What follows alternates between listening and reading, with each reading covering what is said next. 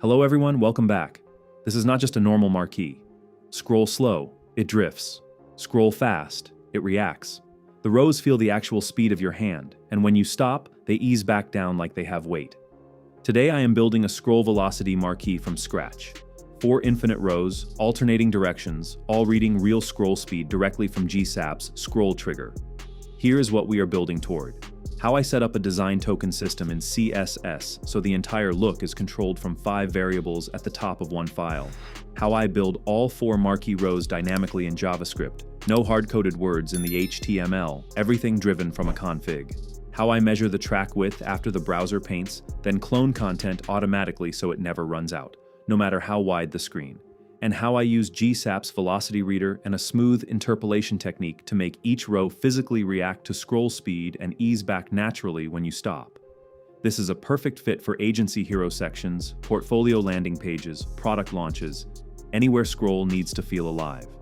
Quick question before we start. Have you ever built a marquee like this in a real project, or is this your first time working with scroll velocity?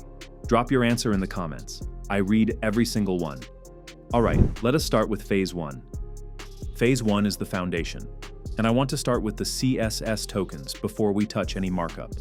At the top of the style sheet, I have 5 core variables: background, text color, the lime accent, a muted alpha for all the subtle UI elements, and a border alpha for the hairline dividers. Everything you see in the demo, the faded row badges, the HUD label, the edge glow, all of it traces back to these 5 values. Change one token and the entire design shifts consistently. There is a 6th one worth paying attention to: the row height. I am using a clamp here, a minimum, a fluid middle, and a maximum. On mobile, the rows compress. On ultra-wide, they breathe. One token handles the full responsive range without a single media query. Now the HTML. The page is 3 blocks: the hero, the marquee section, and the outro. Inside the marquee section, I have 4 row divs. Inside each row, 1 empty track div. I want to be clear about why the tracks are empty right now. JavaScript is going to build the words and inject them at runtime from a config array.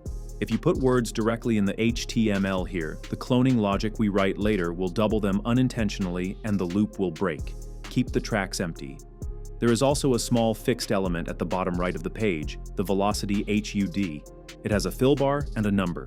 Both are wired in JavaScript. For now, it is just the skeleton. Phase 2 is the CSS, and instead of walking through every property, I want to highlight 3 decisions that actually matter. The first is the hero title. The word scroll is outlined, not filled.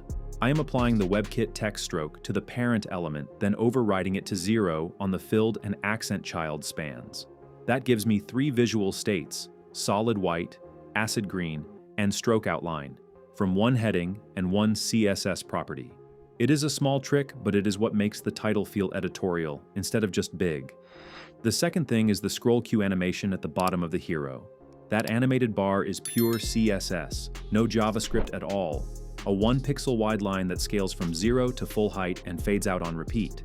The keyframe handles scale and opacity together so it reads like ink dripping down. Before you reach for GSAP, always ask whether CSS can do the job. Idle ambient animations like this one are exactly where CSS wins. The third thing, the marquee edge, fade. The rows fade to the background color on the left and right. I am doing this with the before and after pseudo elements on the marquee container. They sit above the tracks using a higher stacking layer, pointer events disabled, and each one has a gradient that goes from the solid background color to transparent toward the center. No extra markup, no wrapper divs, just 2 pseudo elements doing exactly one job. Last thing I want to flag in the CSS, the track element has a will change declaration on it. This tells the browser to promote that layer to the GPU before the animation even starts. For something that moves every single frame, this is not a nice to have, it is required. If you skip it, you will see jank on anything that is not a high-end desktop. Phase 3 is where the JavaScript starts, and this is the part that most marquee tutorials skip entirely.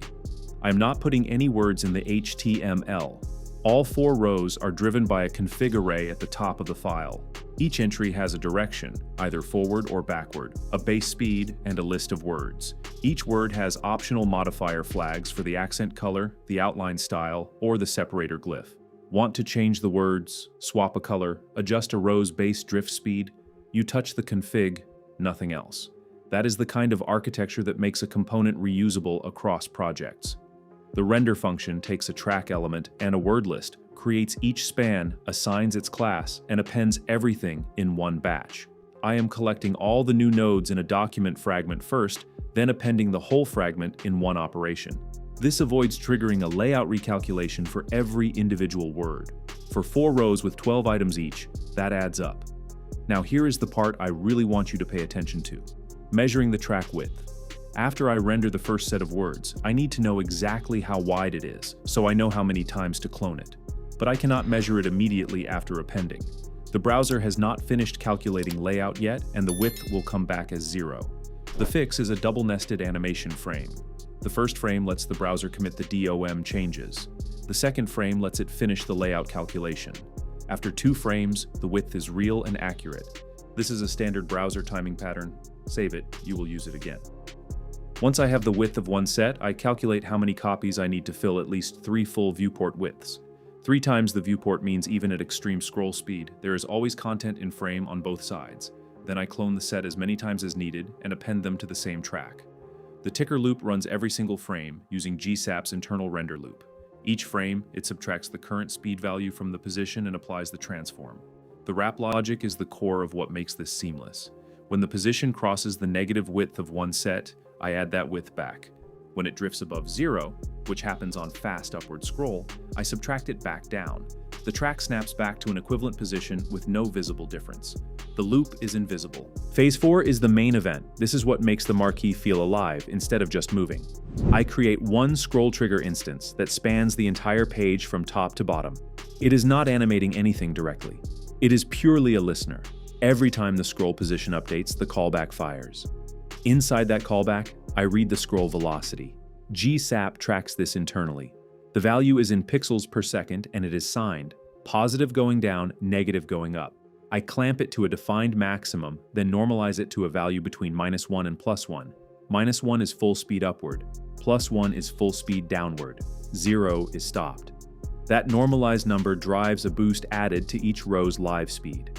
Each row already has a base drift, the idle speed it moves at with no scrolling. The boost gets multiplied by a factor and added in the direction of that specific row.